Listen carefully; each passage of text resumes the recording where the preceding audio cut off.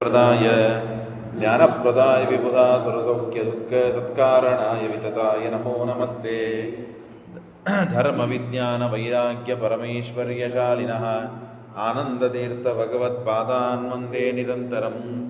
चित्रैः पदैश्च गम्भीरैर्वाक्यैर्मानैरखण्डितैः गुरुभावं व्यञ्जयन्ति भाति श्रीजयतीर्थवान्। नौमिन्याय सुधाधिकृज्जयमुनीन् श्रीपादराट्सन्मणीन् व्यासार्यान् विविधागमाब्धिविहरान् श्रीवादिराजानपि वन्दे हंसवरान् रघुत्तमगुरून् वैदग्ध्यवारानिधीन् श्रीसत्यव्रतराघवेन्द्रमुनिपान् सद्बोधसद्ध्यानपान्। विद्यायां विबुधाचार्यं वेदज्ञानाब्धिचन्दिरं दुर्मतध्वान्तमार्तण्डं सत्यज्ञानमुनिं भजे। सत्याभिज्ञकराब्जोत्थान् पञ्चाशद्वर्षपूजकान् सत्यप्रमोदतीर्थार्यान् नौमिन्यायसुधारतान्। शास्त्रेषु पारदर्श्वानं शास्त्रज्ञेषु च वत्सलं दीनभक्तोद्धारकरं सत्यात्मानं गुरुं भजे। विद्यापीठविदातारं विद्यावारिधिचन्दिरं विद्यार्थिवत्सलं वन्दे महामहिमसद्गुरुम्। आपादमौलिपर्यन्तं गुरूणाम् आकृतिं स्मरेत् तेन विघ्नाः प्रणश्यन्ति सिद्ध्यन्ति च मनोरथाः। ಶ್ರೀಗುರುಭ್ಯೋ ನಮಃ ಹರಿ ಓಂ. ಶ್ರೀಕೃಷ್ಣ ಪರಮಾತ್ಮನಿಗೆ ರಾರಸೂಯ ಯಾಗದಲ್ಲಿ ಅಗ್ರಪೂಜೆಯನ್ನು ಮಾಡಿದ್ದಾರೆ. ಅಗ್ನ ಪೂಜೆಗೆ ವಿಘ್ನವನ್ನು ಮಾಡಿದ ಶಿಶುಪಾಲನಿಗೆ ಪರಮಾತ್ಮ ಸಂಹಾರ ಮಾಡಿ ಅವನಲ್ಲಿದ್ದ ದೈತ್ಯನನ್ನು ತಮಸ್ಸಿಗೆ ಕಳಿಸಿದ್ದಾನೆ. ಇನ್ನು ಅವನಲ್ಲಿದ್ದ ಜಯ ಕೃಷ್ಣನಲ್ಲಿ ಪರಮಾತ್ಮನಲ್ಲೇನೆ ತಾನು ಪ್ರವೇಶ ಮಾಡಿದ್ದಾನೆ. ಅನಂತರದಲ್ಲಿ ಎಲ್ಲ ರಾಜರುಗಳು ಏನು ಬಂದಿದ್ದರೋ ಅವರೆಲ್ಲರೂ ಕೂಡ ತಮ್ಮ ತಮ್ಮ ಊರಿಗೆಲ್ಲ ಹೋಗಿದ್ದಾರೆ. ಆಗ ಆ ಮಯಾಸುರ ನಿರ್ಮಾಣ ಮಾಡಿದಂತಹ ಅದ್ಭುತವಾದ ಒಂದು ಭವನ, ಆ ಭವನದಲ್ಲಿ ಅತ್ಯಂತ ತಮ್ಮವರೇ ಆದ ತಮ್ಮ ಬಳಗಂದರೆ ಇರುವ ಅತ್ಯಂತ ಖಾಸ್ ವ್ಯಕ್ತಿಗಳೇಂತೇನಿದ್ದಾರೋ ಅವರೆಲ್ಲ ಸೇರಿ ಆ ಕಾರ್ಯಕ್ರಮ ಮುಗಿದ ಮೇಲೆ ಹೇಗೆಲ್ಲಾಯ್ತಪ್ಪ ಅಂತ ನಾವು ಮಾತನಾಡ್ತಾ ಕೂಡ್ತೇವಲ್ಲ, ಹಾಗೆ ಕೂಡುವಂತೆ ಎಲ್ಲರೂ ಕೂತಿದ್ದಾರೆ. ಅಲ್ಲಿ ರುಕ್ಮಿಣಿ ಸಮೇತನಾದ ಕೃಷ್ಣ ಇದ್ದಾನೆ, ಭೀಮಸೇನ ದೇವರಿದ್ದಾರೆ, ಧರ್ಮರಾಜ ಇದ್ದಾನೆ, ಮತ್ತು ಬಲರಾಮ ದೇವರಿದ್ದಾರೆ, ಸಾತ್ಯಕಿ, ಸತ್ಯಭಾಮ, ಅರ್ಜುನ, ನಕುಲ ಸಹದೇವರಿವರಂತೂ ಎಲ್ಲ ಇದ್ದಾರೆ. ಹೀಗೆ ಎಲ್ಲ ದೇವತೆಗಳು ಮತ್ತು ಈ ಎಲ್ಲ ರಾಜರು ಎಲ್ಲರೂ ಇದ್ದಾಗ ಇದು ಯಥಾದಿವೋಕಸಾಂ ಸದಸ್ಯನಂತ ಸದ್ಗುಣಾರ್ಣವಃ, ದೇವತೆಗಳ ಭವನ ಹೇಗೆ ಇರಬೇಕು ಹಾಗೆ ಕೃಷ್ಣನ ಸನ್ನಿಧಾನ ವೇದವ್ಯಾಸ ದೇವರು ಪರಶುರಾಮ ದೇವರ ಸನ್ನಿಧಾನದಲ್ಲಿ ಇಷ್ಟು ಅದ್ಭುತವಾಗಿ ಕಾಣ್ತಾ ಇದೆ. ಅಲ್ಲಿ ದುರ್ಯೋಧನ ಪ್ರವೇಶ ಮಾಡಿದ್ದಾನೆ. ಪ್ರವೇಶ ಮಾಡಿ ಏನು ನಡೀತಾ ಇದೆ ಅಂತ ನೋಡಬೇಕು ಅಂತ ನೋಡಿದರೆ ಅವನಿಗೆ ಬಹಳ ಆಶ್ಚರ್ಯಕರವಾದ ಅಪರೂಪವಾದ ವಸ್ತುಗಳು ಕಂಡು ತಾನು ಅದರಿಂದ ಮೋಸ ಹೊಂದಿದ. ಗೋಡೆ ಇದ್ದಲ್ಲಿ ಗೋಡೆ ಇಲ್ಲ ಅಂತ ಅನ್ಕೊಂಡ, ಇಲ್ಲದೇ ಇದ್ದಲ್ಲಿ ಅದ ಅಂತ ಅನ್ಕೊಂಡ, ನೀರಿದ್ದಲ್ಲಿ ನೀರಿಲ್ಲ ಅಂತ ಅನ್ಕೊಂಡ, ನೀರು ಇಲ್ಲದೇ ಇದ್ದಲ್ಲಿ ನೀರು ಅದ ಅಂತ ತಿಳ್ಕೊಂಡ. ಹೀಗೆಲ್ಲ ಮಾಡಿ ನೀರು ಇತ್ತು ನೀರಿಲ್ಲ ಅಂತ ತಿಳ್ಕೊಂಡು ತಾನು ಮುಂದೆ ಸಾಗಿದ್ದಾನೆ, ನೀರಿನಲ್ಲಿ ಬಿದ್ದಿದ್ದಾನೆ. ಎಲ್ಲರೂ ನಕ್ಕಿದ್ದಾರೆ, ಅವಮಾನವಾಗಿದೆ. ಅದರಲ್ಲಿ ಕೃಷ್ಣನ ಸೊನ್ನೆಗೆ ಭೀಮಸೇನ ದೇವರು ನಕ್ಕಿದ್ದಾರೆ. ಆ ಭೀಮಸೇನ ದೇವರ ಅಭಿಪ್ರಾಯವನ್ನು ತಿಳಿದ ದ್ರೌಪದಿ ದೇವಿ ನಕ್ಕಿದ್ದಾಳೆ. ಬಹಳ ಅವಮಾನವಾಗಿದೆ. ಆಗ ನೇರವಾಗಿ ಶಕುನಿ ಹತ್ರ ಬಂದಿದ್ದಾನೆ. ಮೊದಲಿಗೆ ಐಶ್ವರ್ಯ, ಆ ರಾಜರುಗಳು ಇಷ್ಟು ಜನ ಬಂದದ್ದು, ಬ್ರಾಹ್ಮಣ ಕ್ಷತ್ರಿಯ ವೈಶ್ಯರು ಇವರೆಲ್ಲ ಬಂದದ್ದು 5 ನಿಮಿಷ ಒಮ್ಮೆ 1,00,000 ಜನ ಲಕ್ಷ ಜನ ಊಟ ಆಗ್ತಿತ್ತು ಅಂತ. ಆದಾಗೆಲ್ಲ ಒಬ್ಬ ಗಂಟಿ ಬಾರಿಸ್ತಿತ್ತು. ನೀವು ಕೇಳಿರಿ ಪಾಠದಲ್ಲಿ. ಇಷ್ಟೆಲ್ಲ ಅದ್ಭುತದಿಂದ ವೈಭವದಿಂದ ಆದದ್ದನ್ನು ನೋಡೇ ಅವನಿಗೆ ಬಹಳ ಸಂಕಟಾಗಿತ್ತು. ಅದರೊಳಗೆ ಈ ಭವನ ಇಷ್ಟು ಅದ್ಭುತವಾಗಿತ್ತು, ನನ್ನ ಹತ್ರ ಇಲ್ಲ ಅಂತನ್ನೋದೇ ಅವನಿಗಿತ್ತು. ಎರಡನೇದ್ದು ಆ ಭವನದಲ್ಲಿ ಅವನಿಗೆ ಅವಮಾನವಾದದ್ದು ದಿನ ಹೆಚ್ಚಿಗೆ ಸಂತಾಪ ತಂದು ಕೊಡ್ತು. ಹಾಗಾಗಿ ನನ್ನ ಕೈಯಲ್ಲಿ ಶಕ್ತಿ ಇದ್ದರೆ ನಾನು ದುರ್ಯೋಧನ ಹೇಳ್ತಾನೆ, ರುಕೋದರ ಭೀಮಸೇನ ದೇವನನ್ನು ಕೊಂದೇ ಹಾಕ್ತಾ ಇದ್ದೆ. ಅಗ್ರಪೂಜಾಂಚ ಕೃಷ್ಣಸ್ಯ ವಿಲುಂಪೇಯಂನ ಸಂಶಯ, ನಿಂದ್ರಿಸೇ ಬಿಡುತ್ತಿದ್ದೆ ಅಗ್ರಪೂಜಾವನ್ನು ನಾನು. ಕೃಷ್ಣನಿಗೆ ಮಾಡ್ಲಿಕ್ಕೆ ಕೊಡ್ತಿದ್ದಿಲ್ಲ. ಆದರೆ ಏನು ಮಾಡಲಿ, ನನ್ನ ಕಡೆ ಶಕ್ತಿ ಇಲ್ಲ ಅಂತ ಹೇಳಿ ತನ್ನನ್ನು ತಾನು ಹೇಳಿಕೊಂಡು, ಈದೃಶಂ ಪಾಂಡವೈಶ್ವರ್ಯಂ ದೃಷ್ಟ್ವಾ ಕೋ ನಾಮ ಜೀವಿತಂ, ಇಷ್ಟು ಪಾಂಡವರಿಗೆ ಇದ್ದ ಐಶ್ವರ್ಯನ ನೋಡಿ ನಾನು ಹೇಗೆ ಬದುಕಲಿ, ಇಚ್ಛೇದ ಕರದ ವೈಶ್ಯ ಏಷಾಂ ವೈಶ್ಯವತ್ ಸರ್ವಭೂಮಿಪ ಇತ್ಯುಕ್ತ ಶಕುನಿರ್ವೈರಂ ದೃಢೀಕರ್ತು ವಚೋಬ್ರವನ್. ಆ ದುರ್ಯೋಧನಲ್ಲಿ ಇದ್ದ ದ್ವೇಷ ಪಾಂಡವರಲ್ಲಿ ಏನಿತ್ತಲ್ಲ ಅದು ಹೆಚ್ಚು ಪಡಿಸುವುದಕ್ಕಾಗಿ ಶಕುನಿ ಹೇಳ್ತಾನೆ, ಹೇ ದುರ್ಯೋಧನ, ಏನು ಮಾತಾಡ್ತೀನಿ ನೀನು? ಅವರನ್ನು ಉಪಜೀವಿಸಿಕೊಂಡು ಸಾವಿರಾರು ಜನ ಇದ್ದಾರೆ, ನೀನು ಒಬ್ಬನದ್ರೊಳಗಾಗಿ ಉಪಜೀವಿಸಿಕೊಂಡು ಬದುಕಿ ಬಾಳು ಹೋಗು. ನೀನೇ ಅವ್ರ ಆಸ್ತಿ ಪಾಸ್ತಿ ಕದಿಬೇಕಂತ ವಿಚಾರ ಮಾಡ್ತೀನಿ, ಅವ್ರ ಜೊತೆ ಏನು ಯುದ್ಧಾಡ್ತೀನಿ ನೀನು? ಸಿಟ್ಟಿಗೆ ಬಂದ ಮನುಷ್ಯನಿಗೆ ಅವನನ್ನು ಕೊಲ್ತೇನೆ, ಹೊಡಿತೇನೆ, ಅವನನ್ನು ಕೊಂದೆ, ಹೆಂಗೆ ಮಾತಾಡಿರ್ತೀವಲ್ಲ, ಮಾತಾಡಿದಾಗ ಅವನೇನು ಕೊಲ್ತೀನಿ ನೀನು ಅಂತಂದಾಗ ನಿಮ್ಮೇಲೂ ಬರ್ತಾನೆ, ಸಿಟ್ಟಿಗೆ ಬರ್ತಾನೆ. ಆಗ ಅನುಜೀವಸ್ಸುತಾನ್ ವೀರಾನ್ ಗುಣಜ್ಯೇಷ್ಠಾನ್ ಬಲಾಧಿಕಾನ್. ಅವ್ರು ಎದರಲ್ಲಿ ಕಮ್ಮಿ ಇದ್ದಾರೆಪ್ಪ ದುರ್ಯೋಧನ ಹೇಳು ನೀನು? ಬಲದಲ್ಲಿ ಕಮ್ಮಿ ಇದ್ದಾರಾ? ಇಲ್ಲ. ಗುಣದಲ್ಲಿ ಕಮ್ಮಿ ಇದ್ದಾರಾ? ಇಲ್ಲ. ಉಪಕಾರ ಮಾಡೋದರಲ್ಲಿ ಕಮ್ಮಿ ಇದ್ದಾರೆ? ಯಾವ ಒಳ್ಳೆ ಸದ್ಗುಣಗಳು ಅಂತಿವೆ ಅದು ಪಾಂಡವರಲ್ಲಿ ಇಲ್ಲ, ಮೆಚ್ಚುವುದಕ್ಕೆ ಹೇಳು ನೋಡೋಣ. ಅಂದಮೇಲೆ ಅವರನ್ನು ಉಪಜೀವಿಸಿಕೊಂಡು ಆರಾಮಾಗಿ ಇದ್ದು ಬಿಡು. ಯಾಕೆ ಇತಿ ಇರುತ್ತೋ ಅತಿ ಸಮೃದ್ಧ ಕೋಪ, ಇನ್ನು ಹೆಚ್ಚು ಕೋಪ ಬಂತು ಅಂತೆ ದುರ್ಯೋಧನಿಗೆ. ನಾನು ಇವರನ್ನು ಏನಾದರೂ ಮಾಡಬೇಕು ಅಂತ ವಿಚಾರ ಮಾಡ್ತಾ ಇದ್ದಾಗ ಅವರ ದಾಸನಾಗು ಅಂತ ಹೇಳ್ತೀಯ ನೀನು ನನಗೆ ಅಂತ ಹೇಳಿ ಸಿಟ್ಟಿಗೆ ಬಂದ್ಬಿಟ್ಟ. ಯದಿ ತೇಷಾಂ ತದೇಶ್ವರ್ಯಂ ನ ಮಾಂ ಗಚ್ಚೇದ ಶೇಷತಃ ಸರ್ವಥಾ ನೈವ ಜೀವೇಯಂ ಇದು ಸತ್ಯಂ ಬ್ರವೀಮಿತೆ. ನೋಡು ಶಕುನಿ, ನೀನು ಒಂದು ವೇಳೆ ಅವರ ಐಶ್ವರ್ಯವನ್ನು ನನಗೆ ತಂದು ಕೊಡಲಿಲ್ಲ, ಅವರ ಐಶ್ವರ್ಯ ನನಗೆ ಸಿಗಲಿಲ್ಲ ಅಂತ ಆದರೆ ನಾನು ಸತ್ತೇ ಹೋಗ್ತೇನೆ, ಇದು ನನ್ನ ಪ್ರತಿಜ್ಞೆ ಇದೆ. ನ ಚ ಬಾಹುಬಲಾತ್ ಆಲಕ್ಷ್ಯ ಆದಾತುಂ ತಾಂ ಶ್ರಿಯಂ ಕ್ವಚಿತ. ಬಾಹುಬಲದಿಂದ ಅವರ ಹಣವನ್ನು ತಂದು ಪಡೀಲಿಕ್ಕೆ ಸಾಧ್ಯವಾಗುವುದಿಲ್ಲ. ಯಾಕೆ? ಇಂದ್ರದೇವರೂ ಶಕ್ತಿ ಇಲ್ಲ, ಇಂದ್ರದೇವರಿಗೂ ಶಕ್ತಿ ಇಲ್ಲ ಆ ಪಾಂಡವರ ಐಶ್ವರ್ಯವನ್ನು ಸಂಪಾದನೆ ಮಾಡಬೇಕು ಅಂತಂದರೆ. ನಾವೆಲ್ಲಿ ಮನುಷ್ಯರು? ಹಾಗಾಗಿ ಇತಿ ರಿತಃ ಪಾಪತಮಃ ಆಹ ಗಾಂಧಾರಕೋ ನೃಪಃ ಪಾಪಾನಾಂ ಅಖಿಲಾನಾಂಚ ಪ್ರಧಾನಂ ಚಕ್ರವರ್ತಿನಾಂ. ಶಿವದತ್ತ ಹೇಳ್ತಾರೆ, ಪಾಪಾನಾಂ ಅಖಿಲಾನಾಂಚ, ಪಾಪಿಗಳು ಅಂತೇನಿದ್ದಾರೆ ಜಗತ್ತಿನಲ್ಲಿ, ಪಾಪಿಗಳು ಅಂತೇನಿದ್ದಾರ ಎಲ್ಲ ಪಾಪಿಗಳಲ್ಲಿ ಚಕ್ರವರ್ತಿ ಯಾರು ಅಂದ್ರೆ ಶಕುನಿ. ಪಾಪಾನಾಂ ಅಖಿಲಾನಾಂಚ ಪ್ರಧಾನಂ ಚಕ್ರವರ್ತಿನಂ ಯಾಂ ತಾಂ ಶ್ರಿಯಂ ಪ್ರದೀಪ್ತಂ ತ್ವಂ ಪಾಂಡವೇಶು ಪ್ರಶಸ್ಯತಿ ತಾಂ ಆಕ್ಲೇಶತ ಆದಾಸ್ಯೆ ಕ್ರೀಡನ್ ಐಕ್ಷತ್ವದಂತಕೆ. ನೀನು ಯಾಕೆ ಕಾಳಜಿ ಮಾಡ್ತೀನಿ? ಏನು ಐಶ್ವರ್ಯ ಕಾಣ್ತಾ ಇದೆ ಅದೆಲ್ಲವೂ ಕೂಡ ಏನೂ ಕ್ಲೇಶ ಇಲ್ಲದೆ, ಯಾವ ರಕ್ತಪಾತಗಳು ಇಲ್ಲದೆ ನಿನ್ನ ಕಾಲಿಗೆ ತಂದು ಹಾಕ್ತೀನಿ ನಾನು ಅಂತ ಶಕುನಿ ಹೇಳ್ತಾನೆ. ಅವನು ಬಾಹುಬಲದಿಂದಲೇ ಐಶ್ವರ್ಯ ಪಡಿಬೇಕು ಅಂತ ನೀನು ಅನ್ಕೊಂಡಿದ್ರೆ ಹಾಗೇನಿಲ್ಲ.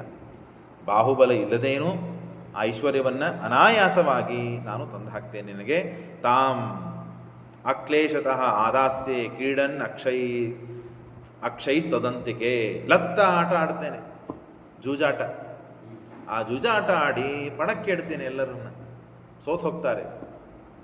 ಎಲ್ಲ ಏನು ಲತ್ತೆಗಳಿವೆಯಲ್ಲ ನಾನು ವಶ ಆಗಿವೆಯಲ್ಲ, ನಾನು ಏನು ಹಾಕ್ಬೇಕಂತ ಸಂಖ್ಯೆ ಹೇಳ್ತೇನೆ ಅದೆಲ್ಲ ಸಂಖ್ಯೆ ಅದು ಹಾಕ್ತದೆ, ನೀನೇನು ಕಾಳಜಿ ಮಾಡಬೇಡ. ಇತಿ ಪ್ರಸನ್ನತಿ ಹೇ ಭೇಷ್ ಭಲೆ ಭಲೆ ಇಂತಹ ಮಾತುಗಳು ಹೇಳೋ, ಅದು ಬಿಟ್ಟು ಅವ್ರ ದಾಸ ಆಗು, ಅವ್ರು ಹೇಳಿದ್ದಂಗೆ ಮಾಡ್ಕೊತ ಹೋಗು ಕೂತ್ರೆ ಏನು ಶಕುನಿ ಅಂತ ಹೇಳಿ ತಾನು ಸಂತೋಷಪಟ್ಟಂತೆ ಸುಯೋಧನ. ಇತೀರ್ಥ ಪ್ರಸನ್ನದೀ ಸುಯೋಧನೋ ಬಭುವ ಪ್ರಜಗ್ಬತುಶ್ಚ ತಾವುಭೋ ವಿಚಿತ್ರ ವೀರ್ಯಜಂ ನೃಪಂ. ಧೃತರಾಷ್ಟ್ರಮಥೋವಾಚ ದ್ವಾಪರಾಂಶೋ ಅತಿ ಪಾಪಕೃತ. ನೀವು ಕಲಿ ಯಾರಪ್ಪ? ಇವ ಶಕುನಿ ಯಾರು ಅಂತಂದರೆ ಹಿಂದಕ್ಕೆ ನಾನು ಹೇಳಿದ್ದೇನೆ, ದ್ವಾಪರ ಅಂತನೊಬ್ಬ ರಾಕ್ಷಸ ದೈತ್ಯ, ಅವನ ಅವತಾರ ಇವನು. ನಾಸ್ತಿಕ್ಯ ಅತೀ ಪಾಪಿಷ್ಠ, ನಾಸ್ತಿಕ್ಯ ರೂಪ ಶಕುನಿ ವಿವರಣಂ ಹರಿಣಂ ಕೃಶಂ ಅಂತ ದುಷ್ಟ. ಅವನು ಸುಯೋಧನಂ ಈ ಉಪಾಯವನ್ನು ಹೇಳಿದ್ದಕ್ಕೆ ನೇರವಾಗಿ ತನ್ನ ತಂದೆ ಹತ್ರ ಬರ್ತಾನೆ. ದುರ್ಯೋಧನ ಹಾಗೂ ಶಕುನಿ ಇಬ್ಬರು ಧೃತರಾಷ್ಟ್ರನತ್ತ ಬಂದು, ದುರ್ಯೋಧನಂತು ತತ್ಸುತ್ವ ಕುತ ಇತ್ಯಾಹ ದುರ್ಮನಃ. ಶಕುನಿ ಹೇಳ್ತಾನೆ, ಧೃತರಾಷ್ಟ್ರ ನಿನ್ನ ಮಗ ಒಣಗಿ ಹೋಗಿದ್ದಾನೆ, ಸೊರಗಿ ಹೋಗಿದ್ದಾನೆ, ಮುಖದ ಮೇಲೆ ತೇಜಸ್ಸು ಕಾಂತಿ ಎಲ್ಲ ಕಳೆದುಕೊಂಡ್ಬಿಟ್ಟಿದ್ದಾನೆ, ಬಹಳ ಬೇಜಾಡ್ತಾ ಇದ್ದಾನೆ, ಒದ್ದಾಡ್ತಾ ಇದ್ದಾನೆ. ಯಾಕೆ ಏನಾಯ್ತು ಅಂತ ದುರ್ಯೋಧನ ಈ ಪರಿಸ್ಥಿತಿಯನ್ನು ನೋಡಿ ಧೃತರಾಷ್ಟ್ರ ಅವನಿಗೆ ಕಾಣುವುದಿಲ್ಲ. ಶಕುನಿ ಹೇಳಿದ್ದೇ ಖರೆ. ಅಬ್ರೂತಾಂ ತೋ ನೃಪಾಯಾಶೋ ದ್ವಾಭ್ಯಾಂ ಯನ್ಮಂತ್ರಿತಂ ಪಥಿ ಶ್ರುತ್ವೇತತ್ತನ್ನಿತ್ಯವದತ್ಸ ಭೂಪತಿರ್ವಿರೋಧಿ ಧರ್ಮಸ್ಯ ವಿನಾಶಕಾರಣಂ ಕುಮಂತ್ರಿತಂ ವೋ ನಾಂ ಮಮೇತದಿಷ್ಟಂ ಸ್ವಭಾವವೀರ್ಯಾಪ್ತ ಮಹಾಶ್ರಯೋ ಹಿ. ಆಗ ಎಲ್ಲ ಕತೆ ಹೇಳ್ತಾನೆ. ಹೀಗೆ ರಾಜಸೂಯ ಯಾಗದಲ್ಲಿ ಇಷ್ಟೆಲ್ಲ ವೈಭವ ಅದನ್ನೆಲ್ಲ ಕಂಡು ಮತ್ತು ತನಗಾದ ಅವಮಾನ ಅದೆಲ್ಲ ಕಂಡು ಸಹನೆ ಮಾಡಲಿಕ್ಕೆ ಆಗ್ತಾ ಇಲ್ಲ. ಹಾಗಾಗಿ ಜೂಜಾಟ ಆಡಿ ಅದನ್ನೆಲ್ಲ ಕಸ್ಕೋಬೇಕು ಅಂತ ವಿಚಾರ ಮಾಡಿವೆ. ಲೆತ್ತ ಆಡಬೇಕು ಜೂಜಾಟಕ್ಕೆ, ಕರಿ ಧರ್ಮರಾಜನ, ನೀನು ಆಜ್ಞೆ ಮಾಡು ಅಂತ ಶಕುನಿ ದುರ್ಯೋಧನ ಅಭಿಪ್ರಾಯ ಇದು ಅಂತ ಧೃತರಾಷ್ಟ್ರನ ಮುಂದೆ ಹೇಳ್ತಾನೆ. ಆಗ ಧೃತರಾಷ್ಟ್ರ ಹೇಳ್ತಾನೆ, ಮೊದಲಿಗೆ ಬೇಡಪ್ಪ, ಜೂಜಾಟ ಧರ್ಮ ಅಲ್ಲ. ಅವರು ಬಾಹುಬಲದಿಂದ ಅವರಿದ್ದದ್ದು ಅಣ್ಣ ತಮ್ಮಂದರು 5 ಜನ, ಅದರೊಳಗೆ ಧರ್ಮರಾಜ ಮನೆಯಲ್ಲಿ ಕೂತಾನೆ. 4 ಅಣ್ಣ ತಮ್ಮಂದರು 4 ದಿಕ್ಕಿ ಹೋಗಿ ಸಂಪತ್ತು ಗಳಿಸಿಕೊಂಡು ಅದ್ಭುತವಾದ ರಾಜಸೂಯಾಗ ಮಾಡಿದ್ದಾರೆ. ನೀವು 100 ಜನ ಇದ್ದೀರಿ, ನಿಮಗೇನು ಸಾಮರ್ಥ್ಯ ಕಮ್ಮಿ ಇದೆಯೋ ನೀವು ರಾಜಸೂಯಾಗ ಮಾಡ್ರಿ. ಅವರು 4-5 ಜನ ನಿಮ್ಗೆ ಸಪೋರ್ಟ್ ಮಾಡ್ತಾರೆ, ಪಾಂಡವರು ಕೂಡ 105 ಜನ ಆಗ್ತೀರಿ, ನೀವು ರಾಜಸೂಯಾಗ ಮಾಡ್ರಿ. ರಾಜಸೂಯಾಗ ಮಾಡಿ ಬಾಹುಬಲದಿಂದ ಪರಿಶ್ರಮದಿಂದ ಹಣ ಸಂಪತ್ತನ್ನು ಗಳಿಸಿ ನೀವು ಅದ್ಭುತವಾಗಿ ದಾನ ಧರ್ಮಗಳನ್ನು ಮಾಡಿ ಬ್ರಾಹ್ಮಣರಿಗೆ ಭೋಜನವನ್ನು ಹಾಕಿ ನೀನು ಪ್ರಸಿದ್ಧಿ ಕೀರ್ತಿ ಪುಣ್ಯವನ್ನು ಸಂಪಾದನೆ ಮಾಡೋದು ಬಿಟ್ಟು ಜೂಜಾಟದಿಂದ ಅವರು ಬಾಹುಬಲಾಕ್ರಮದಿಂದ ಗಳಿಸಿದ ಹಣವನ್ನೆಲ್ಲ ಮತ್ತೆ ಕಳತನ ಮಾಡುವಂತೆ ನೀವು ಜೂಜಾಟದಿಂದ ಗಳಿಸ್ತೀರಿ ಅಂತನೋದು ಧರ್ಮ ಅಲ್ಲಿದು ಅಂತ ಹೇಳ್ತಾನೆ ಧೃತರಾಷ್ಟ್ರ. ಸ್ವಭಾವವೀರ್ಯಾಪ್ತ ಮಹಾಶ್ರಯೋ ಹಿತೆ, ಅದು ವಿನಾಶಕ್ಕೆ ಕಾರಣಪ್ಪ, ಅದು ಬೇಡ. ತ್ವಯಾಪಿ ನಿರ್ಜಿತ್ಯ ದಿಶೋ ಮಖಾಗ್ರ್ಯಾಹ, ಮಖ ಅಂದರೆ ಯಾಗ, ಯಾಗದಲ್ಲೇನೇ ಶ್ರೇಷ್ಠವಾದ ಯಾಗ ಅದು ರಾಜಸೂಯ ಯಾಗ. ಕಾರ್ಯಾಸ್ಪೃತೋ ಮಾ ಗುಣವತ್ತಮೈಸ್ತೈಹಿ, ಅದು ಸ್ಪರ್ಧೆ ಅಂತಾದರೂ ಚಿಂತೆ ಇಲ್ಲ. ಒಬ್ಬ ಹುಡುಗ ಅಭ್ಯಾಸ ಮಾಡ್ತಾ ಇದ್ದಾನೆ ಅಂತ ಇಟ್ಟುಕೊಂಡು ನಾನು ಅವನಂತೆ ಅಭ್ಯಾಸ ಮಾಡಬೇಕು ಅಂತ ಇನ್ನೊಬ್ಬ ವಿದ್ಯಾರ್ಥಿ ಅವನನ್ನು ಸ್ಪರ್ಧೆ ಮಾಡಿದರೆ ತಪ್ಪಲ್ಲದು. ಗುಣಕ್ಕೆ ಸ್ಪರ್ಧೆ ಇರಬೇಕು, ದೋಷಕ್ಕೆ ಸ್ಪರ್ಧೆ ಇರಬಾರ್ದು. ಅವನು ತಪ್ಪು ಮಾಡಿದ್ದಾನೆ, ನಾನೂ ತಪ್ಪು ಮಾಡಿದ್ದೀನಿ ಅಂತ ಹಠ ಹಿಡಿದು ಕೂತ್ರೆ ಅದು ಸರಿಯಲ್ಲ. ಅವನು ಒಳ್ಳೆಯ ಕೆಲಸಗಳನ್ನು ಮಾಡಿದ್ದಾನೆ, ನಾನೂ ಒಳ್ಳೆಯ ಕೆಲಸಗಳನ್ನು ಮಾಡ್ತೇನೆ. ಅವರು ಹೋಮ ಮಾಡಿದ್ದಾರೆ, ನಾನು ಹೋಮ ಮಾಡ್ತೇನೆ. ಅವನು ಅಭ್ಯಾಸ ಮಾಡಿದ್ದಾನೆ, ನಾನು ಅಭ್ಯಾಸ ಮಾಡ್ತೇನೆ. ಅವನು ದೇವರ ಪೂಜಾ ಪಾಠ ಪ್ರವಚನ ಮಾಡ್ತಾ ಇದ್ದಾನೆ ಅಂದಮೇಲೆ ನಾನು ಇನ್ನು ಅವನಕ್ಕಿಂತ ಹೆಚ್ಚು ಮಾಡ್ತೇನೆ ಅಂತ ಹೇಳಿ ಅದರಲ್ಲಿ ಸ್ಪರ್ಧೆ ಬಂದರೆ ಆ ಮೊದಲಿಗೆ ಶುರುವಾತಿಗೆ ಅದು ಸ್ಪರ್ಧೆ ಇರ್ತದೆ. ಯಾವಾಗ ಪಾಠ ಪ್ರವಚನದ ಪ್ರಭಾವ ಮನುಷ್ಯನಿಗೆ ಬೀಳುತ್ತದೆ, ನಾನೇನೂ ಅಲ್ಲ, ನಾನು ದೃಢಕ್ಕೆ ಸಮಾನ ಅಂತನ್ನುವುದಾಗಿ ಆ ಪಾಠ ಪ್ರವಚನ ದೇವರ ಪೂಜಾಗಳಿಂದ ಅವನಿಗೆ ಏಟು ಬಿದ್ದು ನನ್ನ ಅಸ್ತಿತ್ವ ಏನೂ ಇಲ್ಲ. ಈದೃಶಾನಾಂತ ಸಂಖ್ಯಾನಾಂ ಶಿವಾನಾಂ ಬ್ರಹ್ಮಣಾಪಿ ರಮಾಯಾಪಿ ಅದ್ವೀಕ್ಷ ವಿನಾನ ಚಲಿತಂ ಬಲಂ ನ ಚ ಜ್ಞಾನಾದಿಯೋ ಭಾವಾಹ ನ ಚಾಸ್ತಿತ್ವಮಪಿ ಪ್ರಚುತ ಅನಂತ ಶಕ್ತೇ ಕೃಷ್ಣಸ್ಯ. ರುದ್ರಾದಿ ದೇವತೆಗಳೆಲ್ಲ, ಬ್ರಹ್ಮಾದಿ ದೇವತೆಗಳೆಲ್ಲ ಲಕ್ಷ್ಮೀದೇವಿ ಮೊದಲು ಮಾಡಿಕೊಂಡು ಪರಮಾತ್ಮನ ಹುಬ್ಬು ಛಲ್ಲಾಟದಿಂದ ಅವರ ಅಸ್ತಿತ್ವ ಬರುತ್ತದೆ. ಹುಬ್ಬು ಛಲ್ಲಾಟದಿಂದ ಅವರ ಸ್ಥಾನವನ್ನು ಕಳೆದುಕೊಂಡು ಚ್ಯುತರಾಗಿ ಬೀಳುತ್ತಾರೆ. ಇಷ್ಟು ಪರಮಾತ್ಮನ ಅನಂತ ಶಕ್ತಿ ಇದೆ. ಆಮೇಲೆ ಲಕ್ಷ್ಮ್ಯಾದಿ ದೇವತೆಗಳಿಗೆ ಅವಸ್ಥೆ ಇದ್ದಾಗ ನಂದೇನು ಅವಸ್ಥೆ ಅಂತ ಪಾಠ ಪ್ರವಚನ ದೇವರ ಪೂಜಾ ದೊಡ್ಡವರ ಹಿರಿಯರ ಗುರುಗಳ ಸ್ವಾಮಿಗಳ ಪ್ರವಚನ ಉಪದೇಶಗಳನ್ನು ಕೇಳಿ ಮನುಷ್ಯನಿಗೆ ಈ ಮನವರಿಕೆ ಬರ್ತದೆ. ಆಗಾದರೂ ಬರ್ತದೆ, ಕೇಳುವಾಗಾದರೂ ಬರ್ತದೆ. ಆಮೇಲೆ ಮತ್ತೆ ಮರೆತು ಹೋಗ್ತಾನೆ ಮನುಷ್ಯ. ಇರಲಿ. ಹಾಗಾಗಿ ಅವರು ಗುಣವಂತರು, ಧರ್ಮವಂತರು, ಬಲವಂತರು. ಹಾಗಾಗಿ ಅಣ್ಣ ತಮ್ಮಂದಿರಿಂದ ಕೂಡಿಕೊಂಡು ರಾಜಸೂಯ ಯಾಗ ಮಾಡಿದ್ದಾರೆ. ನೀವೂ ಕೂಡ ಇದನ್ನು ಮಾಡಿರಿ, ಈ ವಿಷಯದಲ್ಲಿ ಸ್ಪರ್ಧೆ ಮಾಡಿರಿ. ಅವರು ಗಳಿಸಿದ್ದನ್ನೆಲ್ಲ ನೀವು ಅಪಹಾರ ಮಾಡಬೇಕು ಅಂತ ವಿಷಯದಲ್ಲಿ ವಿಚಾರ ಮಾಡೋದು ಸರಿಯಲ್ಲಪ್ಪ ಅಂತ ಹೇಳಿದರೆ ಆಯ್ತು. ಹಾಗಾದರೆ ಆಯ್ತು, ಹೀಗಂತೀಯ. ಯದಿ ಶ್ರಿಯಂ ಪಾಂಡವಾನಾಂ ನಾಕ್ಷೈರ್ ಆದಾತುಮಿಚ್ಛಸಿ ಮೃತಮೇವಾದ್ಯ ಮಾಂ ವಿದ್ಧಿ ಪಾಂಡವೈಸ್ತ್ವಂ ಸುಖೀ ಭವ. ಇಲ್ಲಿವರೆಗೆ ಶಕುನಿನೇ ಮಾತನಾಡ್ತಾ ಇದ್ದ, ಶಕುನಿನೇ ಎಲ್ಲ ಹೇಳಿದ. ಧೃತರಾಷ್ಟ್ರ ಅದಕ್ಕೆ ಉತ್ತರ ಕೊಟ್ಟ ಪ್ರತಿಯಾಗಿ. ಈ ಉತ್ತರಗಳನ್ನು ಕೇಳಿ ದುರ್ಯೋಧನ ಹೇಳ್ತಾನೆ, ಹಾಗಾದರೆ ಸರಿ, ಪಾಂಡವರ ಐಶ್ವರ್ಯ ನನಗೆ ಬೇಡ ಅಂತ ಆದರೆ, ನೀ ನನಗೆ ತಂದು ಕೊಡಲಿಲ್ಲ ಅಂತಾದರೆ, ಶಕುನಿ ಹೇಳಿದ ಕೆಲಸಗಳನ್ನು ನೀನು ಮಾಡಲಿಲ್ಲ ಅಂತಾದರೆ ನಾನು ಇವತ್ತೇ ಸತ್ತು ಹೋಗ್ತೇನೆ. ಪಾಂಡವರು ಗಳಿಸಿದ ಐಶ್ವರ್ಯದಿಂದ ಪಾಂಡವರ ಜೊತೆಗೆ ನೀನು ಆ ಸುಖವಾಗಿ ಇರಪ್ಪ ಅಂತ ಅಪ್ಪನಿಗೆ ತಾನು ಹೇಳ್ತಾನೆ. ಮೃತಂ ಏವಾದ್ಯ ಮಾಂ ವಿದ್ಧಿ ಪಾಂಡವೈಸ್ತ್ವಂ ಸುಖೀ ಭವ. ಪಾಂಡವರ ಜೊತೆಗೆ ನೀ ಆರಾಮ್ ಸುಖವಾಗಿ ಎದ್ದುಬಿಡು. ಯದಿ ಮಜ್ಜೀವನಾರ್ಥಿ, ನಾನು ಬದುಕಬೇಕು, ನಾನು ನಿನ್ನ ಜೊತೆಗಿರಬೇಕು ಅಂತ ಅಪೇಕ್ಷೆ ಏನಾದರೂ ನಿನಗೆ ಇತ್ತು ಅಂತಾದರೆ ಅಪ್ಪ, ಆಗ ತ್ವಾಮನಯಾಹ ಶ್ರೀ ಪಾಂಡವಾನ್, ಇವತ್ತೇ ಅವರನ್ನು ಕರೀದು ಜಾಟಕ್ಕೆ. ಅವರನ್ನು ಕರೆಯೋದಿಲ್ಲ ಅಂತಂದರೆ ನಾನು ಸತ್ಯ ಅಂತ ಅರ್ಥ. ಹೀಗೆ ಮತ್ತೆ ಅವನನ್ನು ಬ್ಲ್ಯಾಕ್ ಮೇಲ್ ಅಂತಾರಲ್ಲ, ಮಗನ ಸಲುವಾಗಿ ಅವನು ಸೋಲಬೇಕಾಗ್ತದೆ.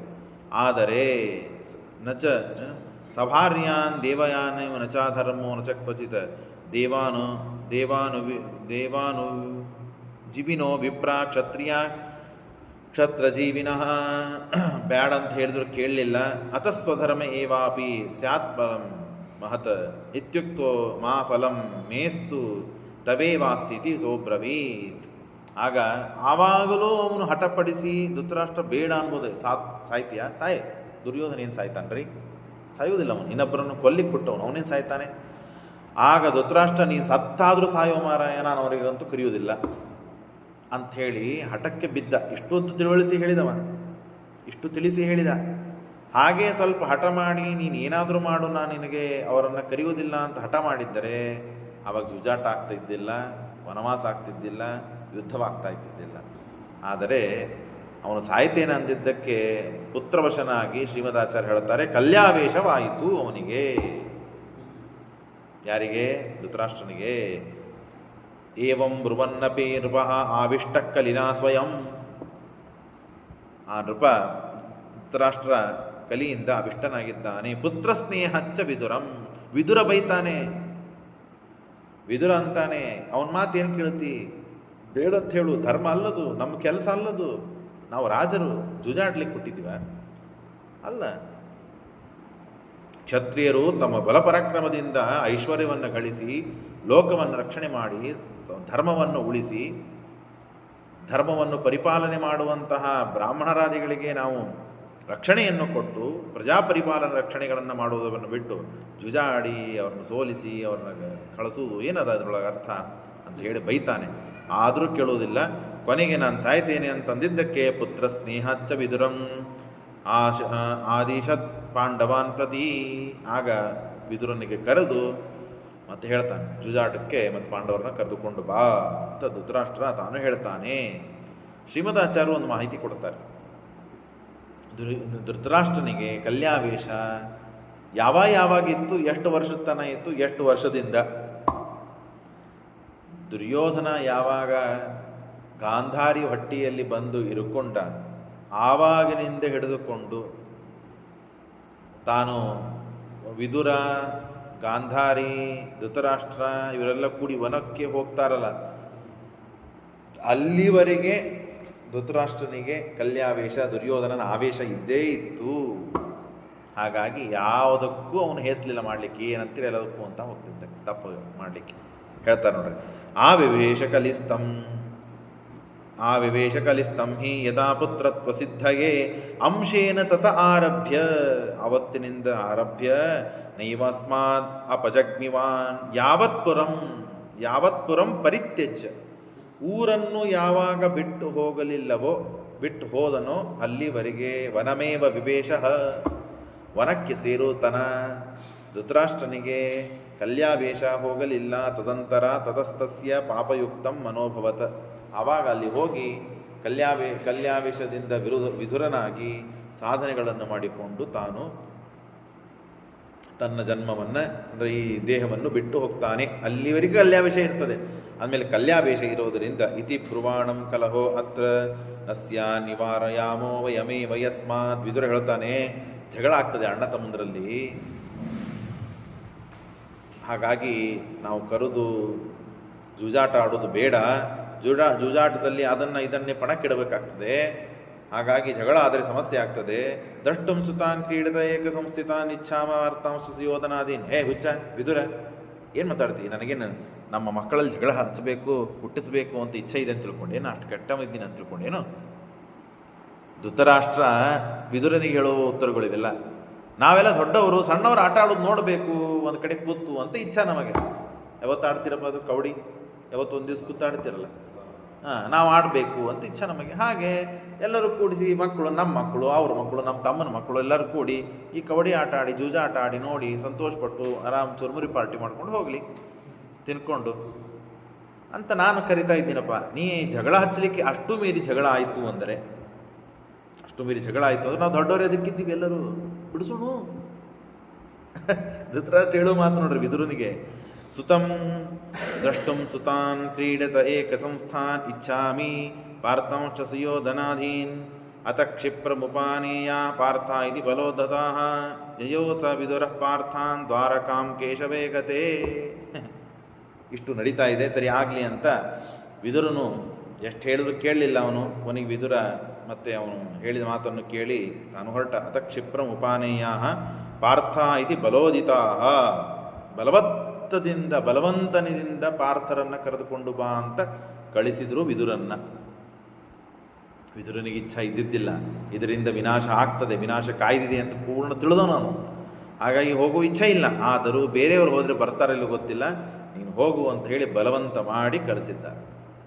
ಆವಾಗ ಹೋದ. ಅಯ್ಯೋ ಸ ವಿದುರ ಪಾರ್ಥಾನ್ ದ್ವಾರಕಾಂ ಕೇಶವೇ ಗತೆ. ಏನಾಗಿದೆ ವ್ಯವಸ್ಥೆ ಅಂದರೆ, ಇಷ್ಟು ದಿನ ಕೃಷ್ಣ ಪಾಂಡವರಲ್ಲೇ ಇದ್ದಾನೆ. ರಾಡಸೂಯ ಆಗೈತಲ್ಲ, ಎಲ್ಲರೂ ಹೋದರು, ಸಭೆಯಲ್ಲಿ ಕೂತಿದ್ದಾನೆ, ಎಲ್ಲ ಆಯಿತು. ಎಲ್ಲ ಆದಮೇಲೆ ನಾನು ಮತ್ತೆ ನಮ್ಮ ಊರಿಗೆ ಹೋಗಿ ಬರ್ತೀನಪ್ಪ, ಮತ್ತೆ ಅಲ್ಲೇನೇನು ಯಾರು ಕಸ ಹೊಡೆದಾರೋ ಇಲ್ಲೋ, ಯಾರು ರಾಜ್ಯವನ್ನು ಪರಿಪಾಲನೆ ಮಾಡ್ಯಾರ, ಏನಾಗಿದೆ ಸ್ವಲ್ಪ ಹೋಗಿ ನನ್ನ ಊರಿಗೂ ನೋಡ್ಕೊಂಡ್ಬರ್ತೀನಿ, ಬರೀ ಇಲ್ಲೇ ಇದ್ರೆ ಹೇಗೆ ಅಂತ ಕೃಷ್ಣ ಹೋಗಿದ್ದಾನೆ. ಈ ಕಡೆಗೆ ಧೃತರಾಷ್ಟ್ರ ವಿದುರನ ಕಡೆಯಿಂದ ಸಂದೇಶವನ್ನು ಪಾಂಡವರಿಗಾಗಿ ಕಳಿಸಿದ್ದ. ವಿದುರ ಹೋದಾಗಲೂ ಕೃಷ್ಣ ಇಲ್ಲ. ಜೂಜಾಟಕ್ಕೆ ಧರ್ಮರಾಜ ಮೊದಲಿಗೆ ಎಲ್ಲರೂ ಬಂದಾಗೂ ಕೃಷ್ಣ ಇಲ್ಲ. ಜೂಜಾಟ ಸಮಯದಲ್ಲೂ ಕೃಷ್ಣ ಇಲ್ಲ. ಅಲ್ಲಿ ಆದ ಅವಮಾನದಲ್ಲಿಯೂ ಕೃಷ್ಣ ಇಲ್ಲ. ರಕ್ಷಣೆ ಮಾತ್ರ ಮಾಡಿದ್ದಾನೆ. ಕೃಷ್ಣ ಇದ್ರೆ ಏನಾಗ್ತಿತ್ತೋ ಏನೋ ಗೊತ್ತಿಲ್ಲ, ಆದರೆ ಕೃಷ್ಣ ಅಂತೂ ಈಗಿಲ್ಲ ಅಂತ ಶ್ರೀಮದಾಚಾರ್ಯರನ್ನು ಎತ್ತಿ ತೋರಿಸ್ತಾ ಇದ್ದಾರೆ. ದ್ವಾರಕಾಕ್ಕೆ ಹೋಗಿದ್ದಾನೆ ಕೃಷ್ಣ. ಯಾಕೆ? ಅಲ್ಲಿ ಕಥೆಯನ್ನು ಹೇಳ್ತಾರೆ. ವಿದುರ ತಾನು ತನ್ನ ಅಣ್ಣನ ಮಾತನ್ನು ಕೇಳಿ ಪಾಂಡವರನ್ನು ಕರೆದುಕೊಂಡು ಬರಲಿಕ್ಕೆ ಇಂದ್ರಪ್ರಸ್ಥಕ್ಕೆ ಬಂದಿದ್ದಾನೆ. ಇಂದ್ರಪ್ರಸ್ಥದಲ್ಲಿ ಕೃಷ್ಣ ಇಲ್ಲ, ದ್ವಾರಕೆಗೆ ಹೋಗಿದ್ದಾನೆ. ಯಾಕೆ ದ್ವಾರಕೆಗೆ ಹೋದ, ಏನಾಯಿತು? ಅಲ್ಲಿ ಕಥೆಯನ್ನು ಹೇಳ್ತಾರೆ. ಮುಂದೆ ಇದನ್ನು ಮತ್ತೆ ಹೇಳ್ತಾರೆ. ಏನಾಯಿತು ಅಂದರೆ, ಈ ಕಡೆಗೆ ಜರಾಸಂಧ ಸತ್ತು ಹೋಗಿದ್ದಾನೆ, ಅಗ್ರಪೂಜಾದಲ್ಲಿ ಶಿಶುಪಾಲ ಸತ್ತು ಹೋಗಿದ್ದಾನೆ. ಹಾಗಾಗಿ ಜರಾಸಂಧ ಸತ್ತು ಹೋಗಿದ್ದಾನೆ, ಕೃಷ್ಣ ಭೀಮನಿಂದ ಅವನನ್ನು ಕೊಲಿಸಿದ್ದಾನೆ. ಆದ್ದರಿಂದ ಅಲ್ಲಿಗೆ ಸಾಲ್ವರಾಜ ಮುತ್ತಿಗೆ ಹಾಕಿದ್ದಾನೆ. ದ್ವಾರಕಕ್ಕೆ ಕೃಷ್ಣನನ್ನು ಹೊಡಿಬೇಕು, ಅವನನ್ನು ಸೋಲಿಸಬೇಕು, ನಮ್ಮ ಜರಾಸಂಧನನ್ನು ಶಿಶುಪಾಲನ ಕೊಂದು ಹಾಕಿದ್ದಾನೆ ಅಂತ ಹೇಳಿ ಗತೆ ಹಿ ಪಾರ್ಥ ಸನ್ನಿಹಿತೆ ಸುಯೋಧನೇತು ನಾರದಃ ಶಶಂಸು ಧರ್ಮ ಸೂನುನ ಪ್ರಚೋದಿತೇರಿ ಆಗತಂ. ನಾರದರು ಬಂದು ಇದನ್ನು ಹೇಳಿದ್ದಾರೆ ಕೃಷ್ಣನಿಗೆ. ಅಲ್ಲ ಕೃಷ್ಣ, ಮತ್ತು ದ್ವಾರಕಾದಲ್ಲಿ ಅವ ಸಾಲ್ವ ಬಂದು ತಪಸ್ಸು ಮಾಡಿ ರುದ್ರದೇವರಿಂದ ವರ ಪಡೆದಿದ್ದಾನೆ. ಏನು ತಪಸ್ಸು ಮಾಡಿದ್ದಾನೆ ಅಂದರೆ, ಅವನು ಉಸುಕು ಮಣ್ಣು, ಮಾಂಸು ಮುಷ್ಟಿಂ, ಪಾಂಸು ಅಂದರೆ ಉಸುಕು ಧೂಳಿ, ಅದನ್ನು ತಿಂದು ಸಕೃತ್ ಗ್ರಾಸಿ ಬಹೂನ್ ಅಬ್ದಾನ್ ತಪಶ್ಚರನ್, ಬಹಳ ವರ್ಷದವರೆಗೆ ತಪಸ್ಸು ಮಾಡಿದ್ದಾನೆ. ಕೇವಲ ಧೂಳಿಯನ್ನು ತಿಂದು, ಪುಡಿಯನ್ನು ತಿಂದು. ಆ ಜಗಾಮ ಹರಾದಾಪ್ಯ ವರಂ ಕೃಷ್ಣ ಜಯೇ ಪುನಃ. ಕೃಷ್ಣನನ್ನು ಗೆಲ್ಲಬೇಕು, ಕೃಷ್ಣನನ್ನು ಕೊಲ್ಲಬೇಕು ಅಂತ ರುದ್ರದೇವರಿಂದ ತಾನು ತಪಸ್ಸು ಮಾಡಿ ಬಂದಿದ್ದಾನೆ. ಯಾಕೆ? ಅಷ್ಟೇ ಅಲ್ಲದೆ ಸಹಶ್ರುತ್ವಾ ಮಾಗಧವದಂ ದಿಶಂ ವಿಜಯಮೇವ ಚ ರಾಜಸೂಯಂ ಕ್ರತುಂ ಚೈವ ಶಿಶುಪಾಲವದಂ ತಥಾ. ಜರಾಸಂಧನನ್ನು ಕೊಂದು ಹಾಕಿದ್ದಿ ನೀನು, ಅದಕ್ಕೆ ಸಿಟ್ಟಿಗೆ ಬಂದಿದ್ದಾನೆ. ಶಿಶುಪಾಲನನ್ನು ಕೊಂದು ಹಾಕಿದ್ದಿ, ಅದಕ್ಕೆ ಸಿಟ್ಟಿಗೆ ಬಂದು ತಪಸ್ಸು ಮಾಡಿ ತಾನು ವರವನ್ನು ಪಡೆದಿದ್ದಾನೆ.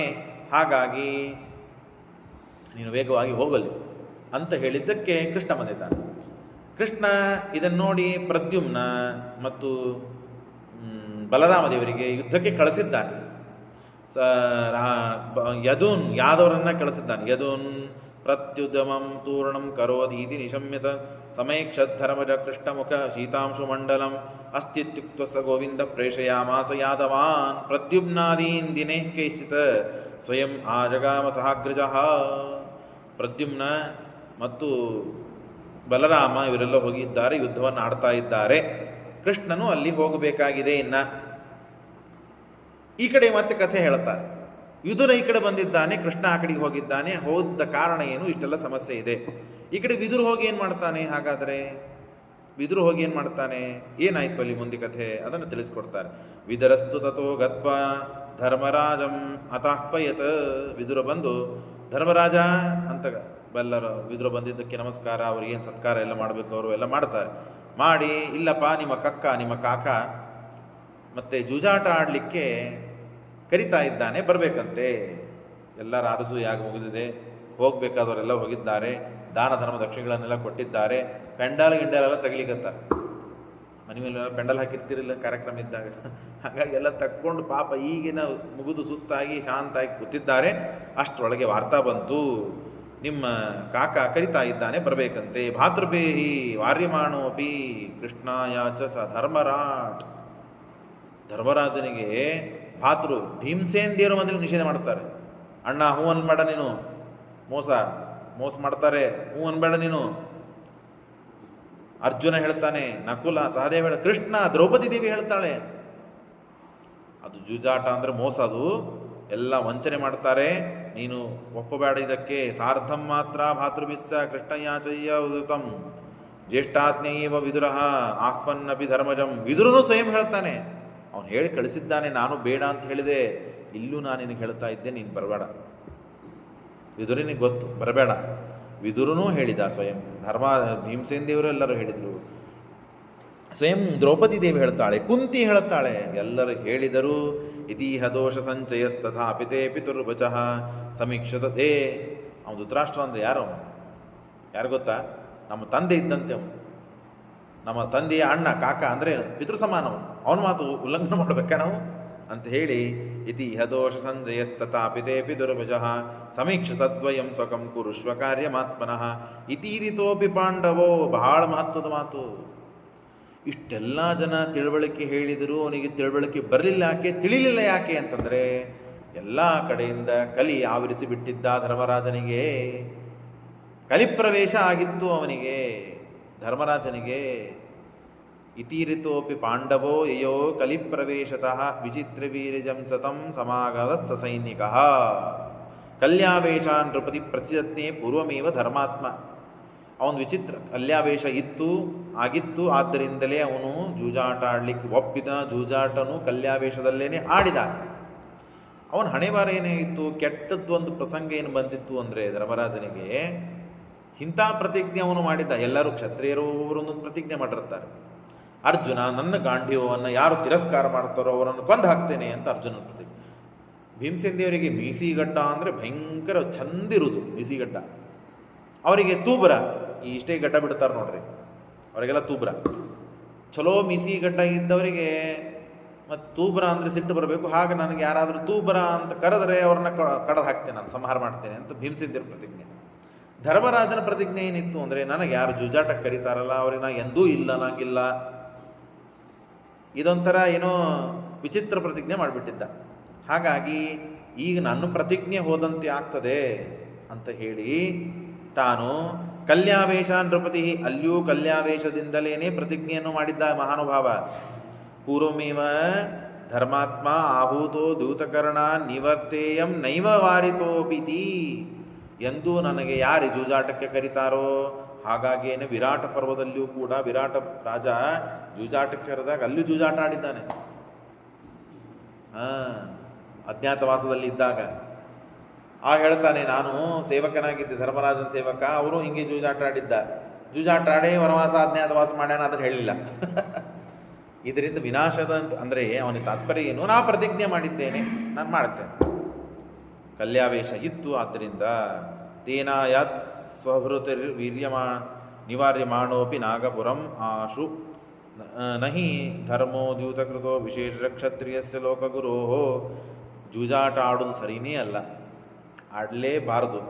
ಆಡುವುದು ಆದರೂ ಕ್ಷತ್ರಿಯರೆಂದು ಸರ್ವಥಾ ಆಡೋದಲ್ಲದು ಆಟ. ಕ್ಷತ್ರಿಯರು ಏನಾದರೂ ಕತ್ತೆ, ಯುದ್ಧ, ಅದರಿಂದಲೇ ಎಲ್ಲವನ್ನು ಗೆಲ್ಲೋದು. ಜೂಜಾಟ ಆಡ್ತಾರ, ಆದ್ದರಿಂದ ಕ್ಷತ್ರಿಯರಿಗಂತೂ ಧರ್ಮನೇ ಅಲ್ಲದು ಅಂತ ಹೇಳಿ ಕೊನೆಗೆ ಸರಿ ಆಗಲಿ ಅಂತ ವಿಚಿತ್ರವೀರ್ಯತನಯೇಷು ಸಪಾಂಡುಪುತ್ರ ಸಂಭಾವಿತಸ್ತಮುಪಚ ನ್ಯವಶನ್ನಿಶಾಂತಾಂ ಪ್ರಾತಸ್ತು ಭೀಷ್ಮ ಪ್ರಮುಖರ ಸಕಲಾಶ್ಚ ಭೂಪ. ಆಗ ವಿಚಿತ್ರ ಏನಂದರೆ, ಕೆಲವು ಜನಕ್ಕೆ ಮಾತ್ರ ಬಿಟ್ಟು ಭೀಷ್ಮಾದಿಭಿ ಸ ವಿದುರೇಣ ಸ ವೀರ್ಯಮಾಣ ದ್ಯೂತೆ ನಿವಾರ್ಯ ಪಣಂ. ಯಾರು ಅಲ್ಲಿ ನಿವಾರಣೆ ಮಾಡಿದರು ನೋಡ್ರಿ, ಜೂಜಾಟ ಆಡಬೇಡ್ರಿ, ಜೂಜಾಟ ಒಳಗಿದು ಧರ್ಮ ಅಲ್ಲ, ಹಾಗೆ ಹೀಗಂತ ಯಾರು ಹೇಳಿದ್ರಲ್ಲ, ಅವರಿಗೆ ಮಾತ್ರ ಕಲ್ಯಾವೇಶ ಇದ್ದಿದ್ದಿಲ್ಲ. ಇನ್ನು ಎಲ್ಲರಿಗೂ ಅಲ್ಲಿ ಜೂಜಾಟ ಆಡಬೇಕಾದಾಗ ಏನೇನು ಅನ್ಯಾಯಗಳು ನಡೀತಲ್ಲ, ಅನ್ಯಾಯದಲ್ಲಿ ಯಾರೂ ಮಾತನಾಡದೆ ತಪ್ಪಿಗೆ ಕೂತಿದ್ರಲ್ಲ, ಅವರೆಲ್ಲರಿಗೂ ಕಲ್ಯಾವೇಶ ಆಗಿತ್ತು ಅಂತ ಶ್ರೀಮದಾಚಾರ್ಯ ಅತ್ಯಂತ ಸ್ಪಷ್ಟವಾಗಿ ಹೇಳ್ತಾರೆ. ಸರ್ವಾಂಶ ತತ್ರ ಆವಿರಾವೇ ಕಲಿಹಿ ಆವಿಶತ್ ಏವ ಭೀಮಪೂರ್ವಾನ್ ವಿನೈವ. ಭೀಮ, ಅರ್ಜುನ, ನಕುಲ, ಸಹದೇವ 4 ಜನಕ್ಕೆ ಇದ್ದಿದ್ದಿಲ್ಲ. ಸಪೃಥಾಂಸ ಕೃಷ್ಣಾಂ. ಪೃಥ ಅಂದರೆ ಯಾರು? ಕುಂತಿ. ಆಮೇಲೆ ಕೃಷ್ಣ, ದ್ರೌಪದಿ ದೇವಿ, ಇವರಿಗೆ ಚತ್ತಾರಮೇವತ ನನ್ನ ಭೀಷ್ಮ ಮುಖ್ಯೈ ನಹಿ ಭೀಷ್ಮ ಮುಖ್ಯೈ ವಾರಿದ ಕುಲ ವಿನಾಶನ ಕರ್ಮ ವೃತ್ತಾ. ಹೀಗೆ ಇವರಿಷ್ಟು ಜನಕ್ಕೆ ಬಿಟ್ಟರೆ ಎಲ್ಲರಿಗೂ ಕಲ್ಯಾವೇಶ ಆಗಿತ್ತು. ಹಾಗಾಗಿಯೇ ಕುಲನಾಶವಾಗಲಿಕ್ಕೆ ಕಾರಣವಾಯಿತು.